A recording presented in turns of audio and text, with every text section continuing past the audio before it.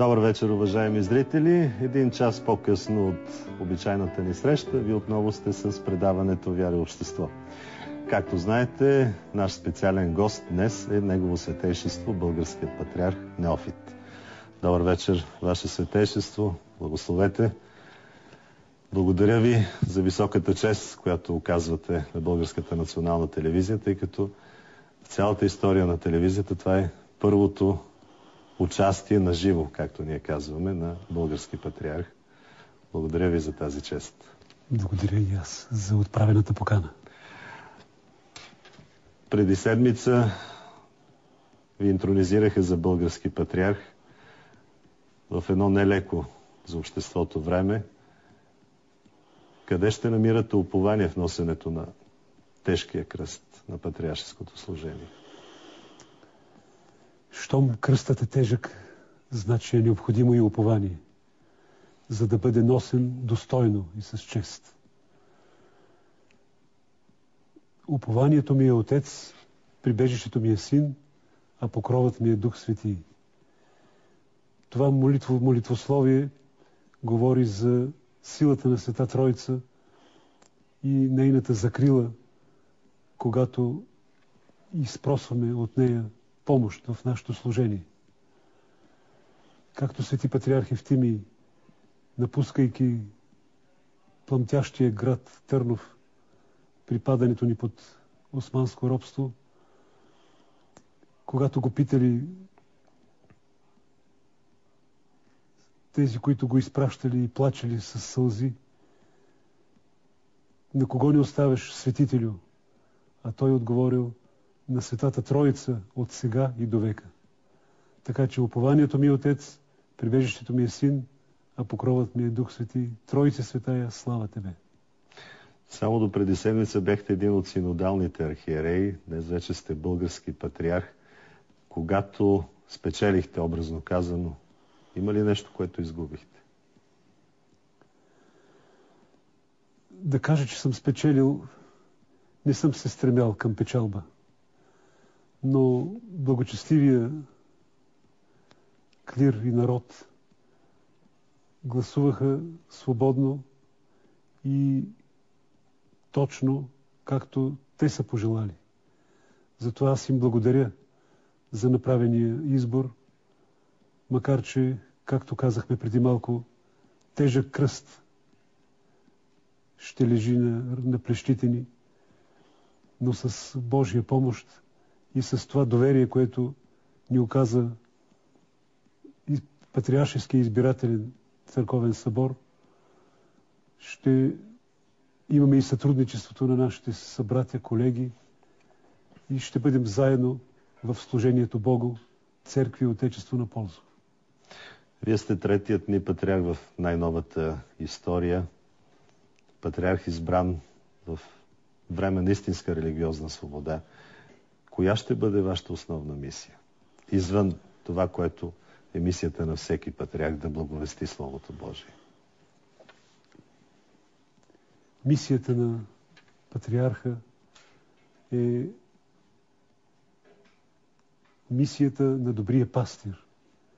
Он е пастир според притчата на Спасителя, който полага душата си за овците.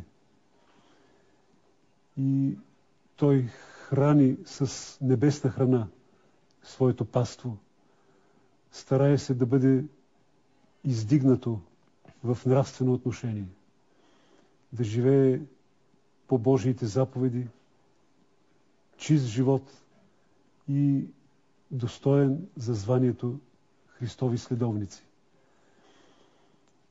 Това е предимно задължението на добрия пастир. Да окормява своето паство с достоинство, с топла грижа, с забележителни прояви на любов и когато е трудно на всички и на паството на Българската православна църква, на Божия народ, на тези, които страдат и търсят подкрепа и много пъти не я получават, а страдат за това.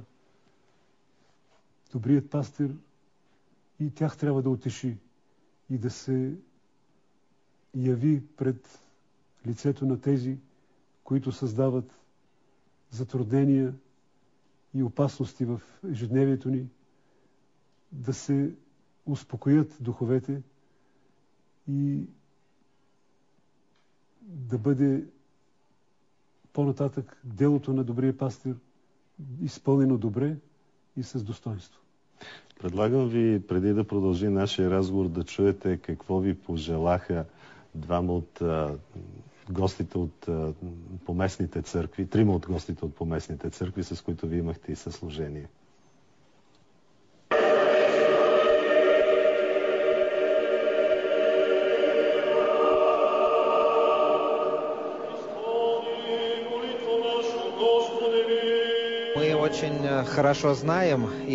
Ние много добре познаваме и ценим новия български патриарх. Лично аз го познавам от 1992 година, когато за първи път дойдох в България. Той е много светъл човек, много духовен човек и ние много се радваме, че той оглави Българската православна църква. Първото нещо, което трябва да направи новият патриарх, е да се моли и да работи за просветлението на политиците, имайки предвид и кризата, в която се намираме. С неговото служение той трябва да бъде онази светлина, която да ги просвещава, за да работят и да се трудят и за българската нация.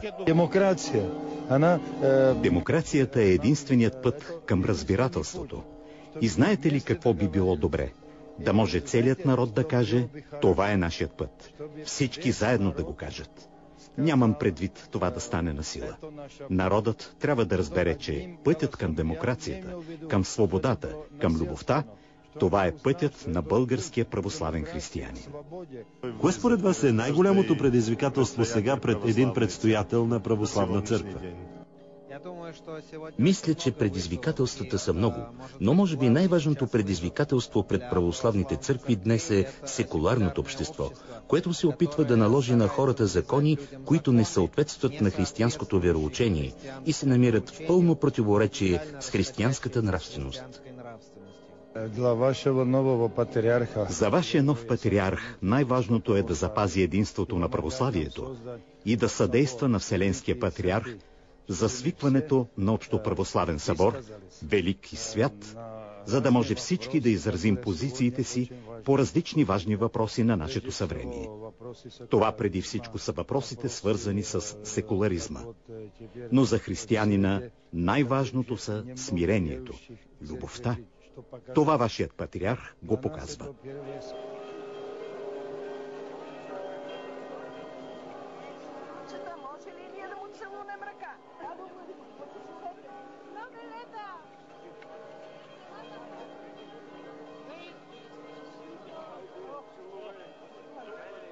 Това споделиха в понеделник трима от чуждестранните гости за интронизацията на Негово Светейшество, българският патриарх Неофит.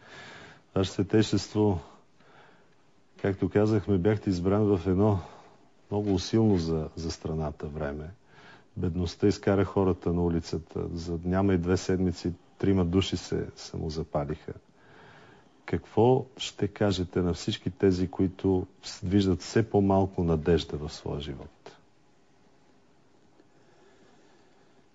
Нека тези неспокойни души да почувстват, че надеждата е жива и не трябва да отпада.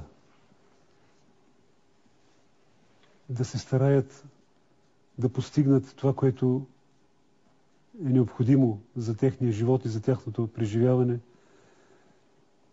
с достойни средства, както ни препоръчаха и гостите от чужбина, със средствата на любовта, с старанието всичко да се постига успешно, но с много полезни и благотворни усилия на всички и на тези, които са засегнати от затрудненията и на тези, от които зависи тяхното разрешаване. Подкрепяме тези, които се стараят да постигнат по-добър живот в своето ежедневие и трудностите им да бъдат все по-преодолими и да не губят надежда, че това така ще бъде. 3 души се самозапалиха през последните 2 седмици. Изход ли е това от кризата? Въобще, изход ли е самоубийството, самозапалването? По-скоро това е безизходица. Убийството на личното тяло, самоубийството е много тежък грях, защото не може да бъде изповядан и да бъде опростен. Тази трагедия дано не се случва повече в нашето съвремие и много силна поука трябва да си вземе всеки, от когото зависи спасяването на живота на нашите граждани. А те самите да знаят, че Бог е милостив и ако ни е пратил изпитание, то за известно време ще ни бъде трудно, но после отново ще ни приеме в своите бащински обятия, в обятията на надеждата, която не угасва. Чрез нашия интернет адрес една от зрителките ни, Мария Караджова, ви пита дали бихте призовали православните българи към общонационално покаяние и към молитва и цитира 2 книга на летописите от Стария завет, която казва: и людите ми, които се наричат с мое име, смират себе си, да се помолят и потърсят лицето ми и се обърнат от нечестивите си пътища, тогава ще послушам от небето и ще простя греховете им и ще излекувам земята им. Ние при всички случаи трябва да отправяме молитва към Всемилостивия Господ да ни прости прегрешенията, които сме извършили по една или друга причина и да чакаме след това в покаяние и молитва Божието благоволение, което да ни върне отново към спокойния живот и живота в много добро виждане и много добра кондиция в единството на тези, които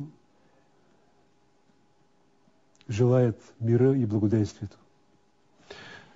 Виждаме, че сме във време на тотален дефицит на доверие към институциите, към държавните институции.